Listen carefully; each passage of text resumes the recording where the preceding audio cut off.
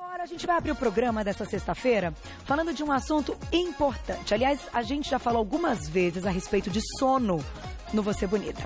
E toda vez que a gente comenta desse assunto e a gente vai ler nas redes sociais e depois a gente vai, olhar a pauta após ter sido executada, a gente sempre pensa assim, poxa vida, hoje é um problema sério, é um problema social, essa falta de sono, esse sono que não está ali da maneira como deveria estar, o dia seguinte sendo prejudicado, uma vida social comprometida, uma vida no trabalho comprometida. Vamos entender por que isso está acontecendo e vamos ajudar ao máximo com dicas, com questões abordadas para saber como é que a gente pode, ter aí um sono melhor. Isso é para todo mundo. Eu convido vocês para esse bate-papo com o psiquiatra, Dr. Diego Tavares, mais uma vez. Bem-vindo. Bom dia. Bom dia. Estou me acostumando, Carol, também com o novo horário. Prazer tê-lo aqui. A gente já tem uma mesa cheia de coisinhas que vão nos ajudar e vão nos atrapalhar muito, quando a gente está falando de sono. Mas eu queria introduzir o assunto te perguntando o seguinte, como psiquiatra, e até pensando nas queixas que você tem em consultório, o que hoje você acha que é o maior problema dessa noite mal dormida? O que tem sido aí para você o problema número 1, o top 1 aí da nossa lista para comprometer as noites de sono? Então, Carol, o que a maioria dos estudos mostram que a insônia não é uma doença em si. É uma minoria dos casos, a insônia é a doença. Na maior parte dos casos, ela é secundária a alguma outra coisa. Ah, que interessante. Então, a primeira causa de insônia são doenças psiquiátricas. Depressão, ansiedade e transtorno bipolar. Puxa vida! E depois vem outras causas, várias, medicamentos, uso de drogas, maus hábitos e lá no finalzinho aquelas pessoas que realmente têm uma doença no cérebro que produz insônia. Ah, então quando a gente, que a gente encara a insônia, e eu acho difícil, assim, as pessoas pensarem, não, eu tenho uma doença, por insônia. A minha insônia é uma doença, então, minoria. Ela é um sintoma, na maior parte das vezes, de outras doenças. Então assim, o estresse pode estar relacionado 100% com essa noite mal dormida. O estresse, o exercício feito no horário inadequado pode promover isso. E os alimentos, que é o que a gente vai falar hoje aqui, associado à insônia. Então, essa falta, até de atenção para algumas coisas durante o nosso dia, vão comprometer a nossa noite. Exatamente. E os alimentos a gente distribuiu aqui, para tentar ficar fácil, os alimentos que prejudicam o sono e os alimentos que auxiliam o sono. Então, vamos começar com a mesa. Daqui a pouquinho a gente tem um ilustra para mostrar também. Tem umas dicas, Isso. Tem dica para mostrar para vocês. Vamos lá. Quer que a gente inverta? Então, vem para cá, doutor. Bom. E eu fico aqui. Pronto, agora tá tudo certo. Vamos lá. Então, eu tô do lado aqui dos inimigos do sono.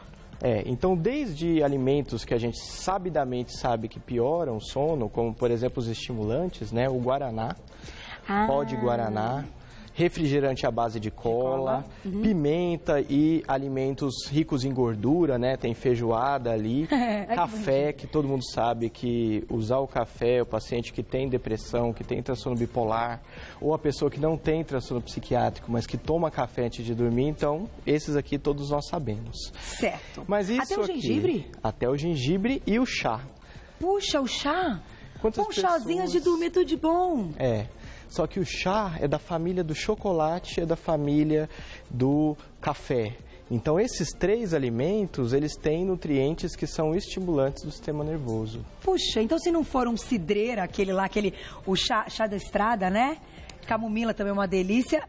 Qualquer outro chá pode comprometer o sono. Isso, chá preto, chá verde, chá mate, eles tendem a piorar o sono. Vamos já colocar então, já tem uma perguntinha a respeito disso. Olha lá, vamos colocar na tela essa primeira. Não, esse daqui na verdade é uma dica, A primeira dica que você vai dar é exatamente essa. Evite estimulantes, não exagere em cafés, chás, chocolates e refrigerantes à base de cola. Agora, se esse indivíduo quiser consumir esses alimentos durante o dia, eles vão comprometer a noite? Até às 18 horas. Até às 18 horas. Isso, até às 18 horas eles não têm uma associação grande com insônia. Depois das 18 horas eles aumentam a incidência de estimulação do cérebro e aí vai ficar difícil a pessoa dormir. Puxa vida, mas tem alimentos que ajudam então? Isso, tem alimentos que ajudam. Todos esses alimentos aqui, eles são alimentos que são adjuvantes, né? Então, não é que eles têm especificamente alguma substância que melhora o sono, mas eles têm vitaminas. E as vitaminas, elas atuam, então desde a vitamina B12, que está presente na amêndoa, está presente na aveia, ou está presente, por exemplo, no arroz integral, eles são cofatores, então eles estimulam a conversão de coisas dentro do nosso corpo. Entendi. Então, por exemplo, não adianta ter triptofano, que a gente sabe que é um precursor da serotonina, se não tiver as vitaminas para fazer esse transporte, para fazer essa conversão. Entendi. E liberar serotonina para ter um bom sono também é importante. Isso, porque acalma, diminui os níveis de estresse, diminui os níveis de tensão, diminui a ativação, diminui aquela estresse, aquela agitação que a pessoa tem. Aquela pilha antes de dormir. Você acha também, agora pensando até num lado, a gente já vai colocar mais diquinhas, mas na nossa casa, por exemplo, você acha que ir apagando as luzes e escurecendo a casa pode ajudar nessa hora? Porque tem muita gente, eu tenho o hábito de apagar porque eu gosto do escuro. Eu sou uma pessoa que curto, assim, noite, escuro, deixa só uma luz ali, sabe, num cantinho e tal. Mas tem gente que gosta de luz na casa inteira. Você entra, tipo 10 da noite, a casa toda tá acesa. Você acha que isso também atrapalha? Aumenta a pilha num horário que a gente já devia estar mais quietinho? Isso, e normalmente é isso que a pessoa com insônia faz.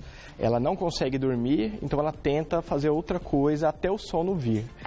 Nesse momento, o que ela faz? Ela fica com o celular, que é uma fonte luminosa que está diretamente no olho, ou tablet, computador, televisão, e aí mesmo que a pessoa não vai conseguir dormir. E isso, claro, que vai atrapalhar uma coisa levada a outra. Vamos para a próxima dica, então, vamos ver o que a gente selecionou, o que o doutor selecionou para a gente melhorar a qualidade do sono. Crie uma rotina. Tente dormir e acordar todos os dias no mesmo horário. Isso, então, é algo saudável? Isso é saudável para quem não tem doença e para quem tem doença. Porque a pessoa, quando adoece de depressão, de ansiedade ou de transtorno bipolar, por exemplo, ela para de trabalhar, para de fazer as atividades que ela fazia antes. Então, tudo vai gerando mais essa perda de rotina.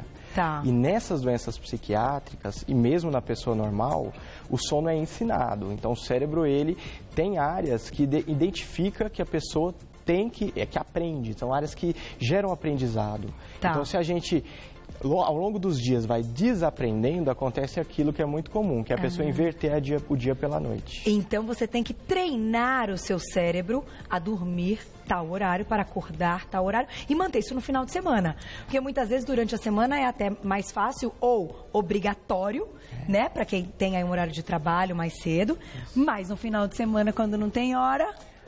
E isso aí, você sabe que as férias são os fatores para as pessoas que já tiveram depressão recaírem em depressão.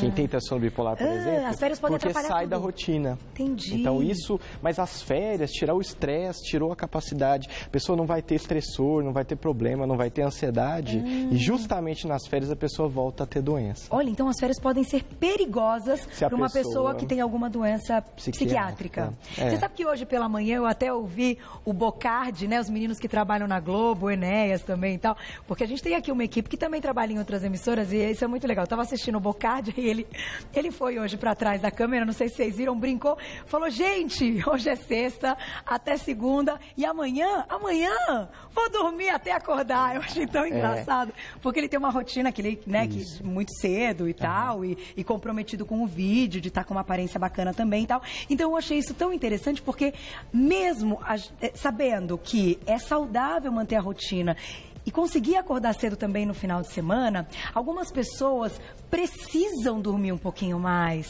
né? Precisam esticar um pouquinho esse sono e ter essa sensação de hoje eu posso, então hoje eu vou aproveitar. Isso também é algo que em consultório vocês ponderam quando estão tratando aí um paciente com problema no sono? Tem doenças que a pessoa precisa dormir um pouco mais. Por exemplo, o transtorno bipolar, que é aquela doença que tem depressão, em outros momentos a pessoa fica agressiva, irritada e tudo. Na depressão, a depressão tem, às vezes, se a pessoa dormir muito, pode piorar a depressão. Puxa então, vida. Tem pessoas, eu estou deprimido, vou dormir o dia inteiro para fugir da depressão. Isso pode ser um fator que piora. Isso, claro, não vai resolver. Agora, para as pessoas que não têm patologia, que até dormem bem, dar aquela esticadinha no final de semana e falar, poxa, eu aproveito e dou valor para esse sono, é bacana, é saudável. Se isso for uma rotina, então criando uma rotina que até no final de semana ela consegue dormir um pouco mais, o cérebro já entende, a semana toda vai ter um sono mais ou menos de uma certa duração e no final de semana a pessoa vai dormir um pouco mais. É isso. Vou deixar aqui na tela então a próxima dica para a gente discutir daqui a pouquinho. Então, além de evitar esses elementos que estão na mesa e de fazer uma rotina, olha só, faça atividades físicas. É preciso cansar o corpo para que a mente consiga descansar.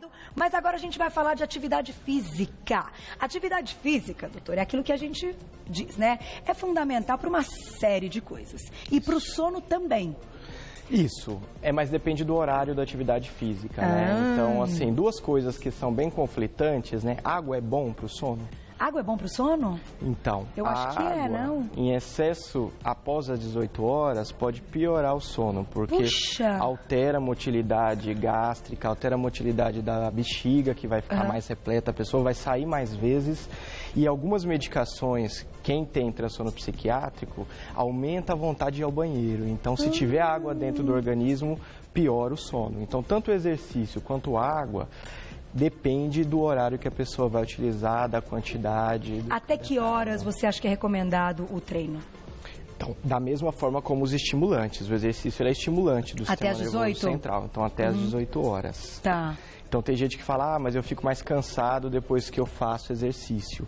Mas, depois de um certo tempo de exercício, existe a liberação de substâncias dentro do sistema nervoso central que ativam o sistema nervoso central. Tá. Que é o cérebro, né? Então, por mais que a pessoa se sinta mais confortável depois que faz exercício, ao longo da noite vai haver muita liberação de substâncias depois que a pessoa fez exercício. Gente, então, assim, claro, tem gente que só tem aquele horário para treinar, das 7 às 8, das 8 às 9 e tal.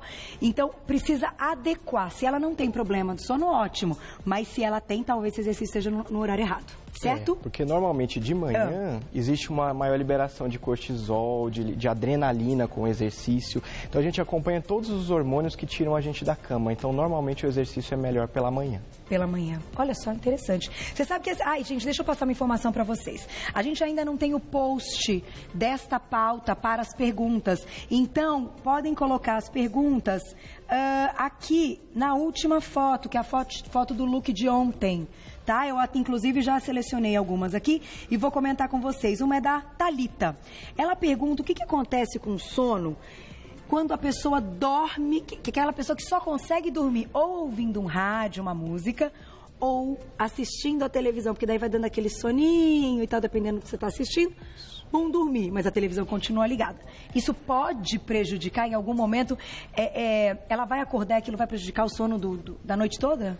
E ela condicionou o cérebro a um estímulo que promove o sono. E olha como é ruim, porque normalmente a televisão e o som, né, é um estímulo que está ali no sistema nervoso. Então ela fez um condicionamento. Não é de um dia para o outro que ela vai conseguir tirar isso. Tá. Então aos poucos ela tem que fazer uma reeducação aí. E vou dizer para vocês, não é fácil não, porque eu sempre dormi com televisão e meu marido sem televisão. Aí quando tem, aí é a história, né? E aí? Poxa vida, quem que vai abrir mão da história? E eu optei, então, por topar desligar. Nossa, mas eu sofri no começo, agora já tá tudo certo. Mas realmente é algo que demora, então tem que ter isso na cabeça. Tem que ter isso na cabeça. Desliga e tenta se concentrar naquele sono, enfim. Contar carneirinho? É mito ou verdade que pode dar certo, você ir mantendo aí alguma coisa progressiva, assim? Então, quem conta carneirinho normalmente está ansioso com...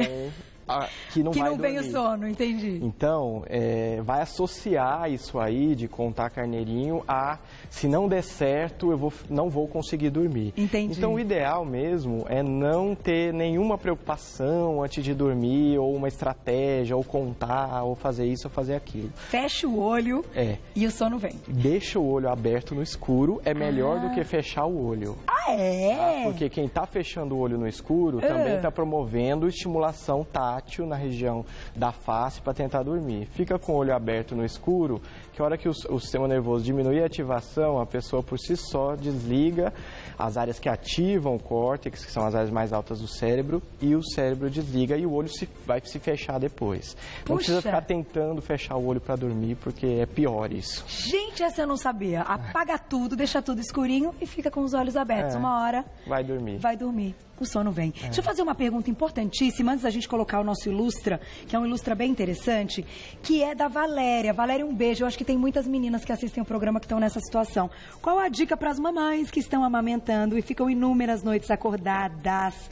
E, claro, tem noites mal dormidas. Qual é a dica para a mulher nesse período? Porque é um período tão delicado. É um período lindo, porque amamentar é divino, é uma coisa maravilhosa, né? É poder ali dar o alimento para o seu filho, seja o horário que for, seja de madrugada.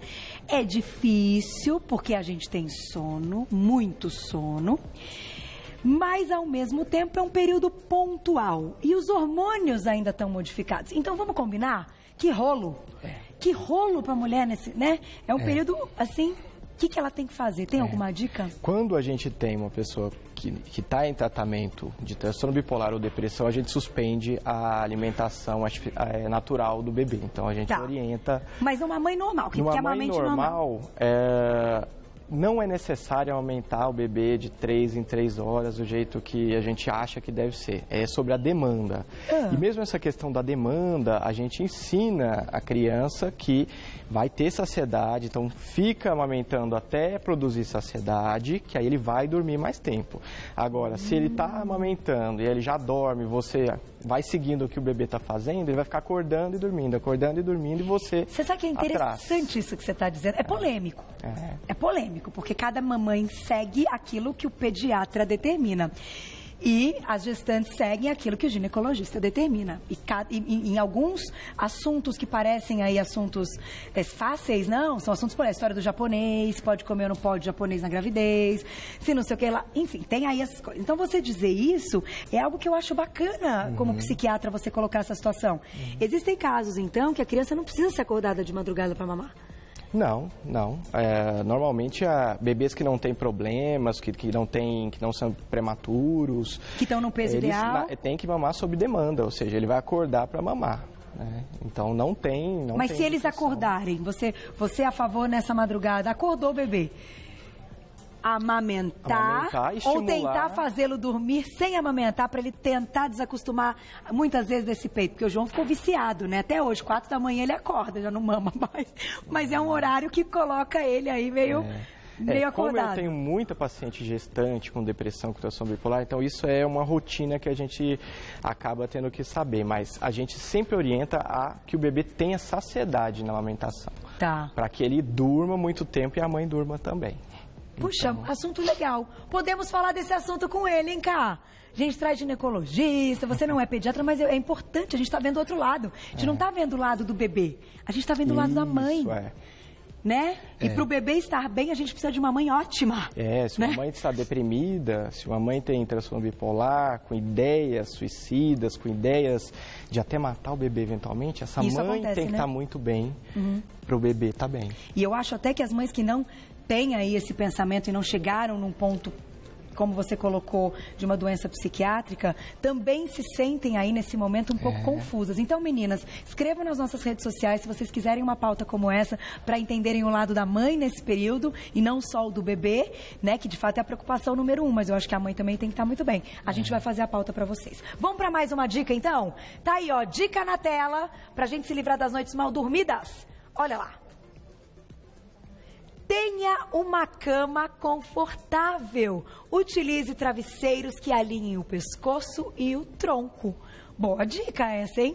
Cama boa, tudo de bom, né? Tipo assim, tem uma cama bem gostosa que você olha pra falar, ai, que delícia, tô louca pra pular e dormir. E mais do que isso, a cama, a gente, quando faz a terapia cognitiva comportamental, para ensinar a ensinar o cérebro a dormir, ou seja, para corrigir a insônia, a gente orienta que a cama não deve ser um objeto, não deve ter nenhum outro objeto. Então não deve ter computador, não deve ter celular e deve ter uma superfície que não seja nem muito mole, nem muito rígida, porque isso pode, se for rígida, né, pode causar dor, e se for muito mole, pode promover uma postura inadequada. Puxa, boa dica. Você sabe que eu lembrei agora de outra coisa? Negócio da cama, você falou do colchão, eu já pensei num edredom, num super... O edredom é um negócio, um super edredom, eu acho que leva a gente pra cama assim mais, né, com mais vontade de dormir. Um edredom bem fofinho, bom, é que eu adoro. Edredom fofinho, tudo de bom. Mas quando a gente discute quem tem problema de insônia, o uso de muito cobertor ou edredom também atrapalha o sono. Normalmente, não acredito. A menor quantidade de estímulos. Então, se tiver frio, isso vai ficar difícil. Mas, se tiver com muito calor, também. Mas a mínima quantidade de roupa, porque o estímulo tátil da roupa, ela dificulta o cérebro a dormir. Puxa vida! Então quem é friorento aí, tudo bem, mas quem tem muito calor também não pode se cobrir muito. Gente, o negócio do sono parece que é uma coisinha simples, mas ela é bem longa. Vamos fechar então com o nosso Ilustra, Mar? Vamos soltar o Ilustra na tela. Aí, pra gente fechar essa pauta, eu peguei várias perguntas, meninas. Olha lá. Isso aí é a noite de muita gente. E acho que o importante também é a gente diferenciar, porque insônia não é uma coisa só. Insônia, ela tem vários tipos, né? Tem pessoas que têm dificuldade para começar a dormir e vão para a sala assistir TV. Tem pessoas que dormem e acordam várias vezes depois de já terem dormido, né? Na ansiedade, normalmente a insônia é antes de dormir. A pessoa tem dificuldade para começar a dormir, então deita e leva 2 horas para começar a dormir. Na depressão, normalmente a pessoa deita, dorme rápido, dorme a madrugada toda, mas a hora que é 4 horas da manhã, 4h30, a pessoa desperta e não consegue mais engatar um novo sono.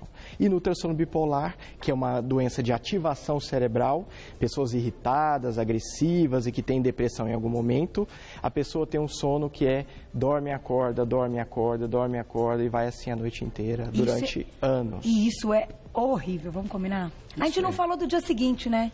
O dia seguinte é um dia comprometido. É um dia comprometido não só em humor, mas não só em concentração, não só em capacidade de energia física, que está no hipotálamo, mas uma coisa muito importante que a gente nunca observa também. Se a pessoa não consegue dormir bem, ela progressivamente começa a ter perda cognitiva também. Então, isso é o que mais está saindo nos últimos estudos, a capacidade da insônia de deteriorar a memória e até a rapidez do cérebro, a capacidade do cérebro de conseguir aprender, por exemplo. De agilidade, de concentração. Que interessante, doutor, essa eu também não sabia. Olha, gente, então vamos cuidar do sono, vamos lembrar das dicas do doutor. São coisas até simples, mas que podem mudar aí a estrutura do dia a dia de muita gente, né? Mudar a qualidade, o sono. Felizmente ou infelizmente, ele é fundamental e ele tem que ser aí colocado, assim como estamos trabalhando bem, estamos praticando a nossa atividade física bem, no outro caso, estamos sendo bons pais, temos que ser bons dormidores. Bons dormidores, esse termo foi recentemente incorporado. Falaram em dormidores? Nos eu penso nisso, temos que ser bons dormidores. Bons dormidores e maus dormidores, porque não necessariamente a pessoa tem insônia, né? Então, ou seja, é uma perda grave do tempo de sono, mas às vezes ele é um mau dormidor. Ele é um mau dormidor. E o impacto disso, aumentando a chance de doenças psiquiátricas, é igual do que a pessoa que efetivamente dorme pouco. Não dormir bem é a mesma coisa do que dormir menos, dormir 2, 3 horas ou dormir menos. Então, o termo é um termo recente. Olha, eu juro que eu falei assim, espontâneo, numa, né? Porque tudo, né? São bons pais ou pessoas boas na escola, no estudo. Vamos ser bons dormidores. Vamos fazer a nossa parte para isso, né? Como a gente faz nossa parte em outros momentos da vida. Muito obrigada. Mais uma vez, doutor Diego Tavares, psiquiatra. Quem quiser saber mais, eu vou deixar o Facebook do doutor. Você pode colocar doutor abreviado Diego Tavares. Doutor abreviado Diego Tavares lá no Facebook. Tem Insta também? Não. Só no Facebook a gente já encontra tudo. Quem quiser saber mais, olha que legal. Esse trabalho, doutor, muito bacana. E vamos voltar a falar aí das mamães, das grávidas e das mamães que estão amamentando e que estão passando por esse período pontual, mas um período confuso na vida da mulher. Porque, meu Deus, é confuso. Olha, eu vou dizer pra vocês que eu sinto saudades da época da amamentação. Mas quando eu lembro de algumas noites, eu falo, acho que não, né? Uma coisa assim que a gente fica... Mas eu acho importante a gente tocar nesse assunto aqui. Obrigada, viu? Obrigado. Um beijo e até a próxima.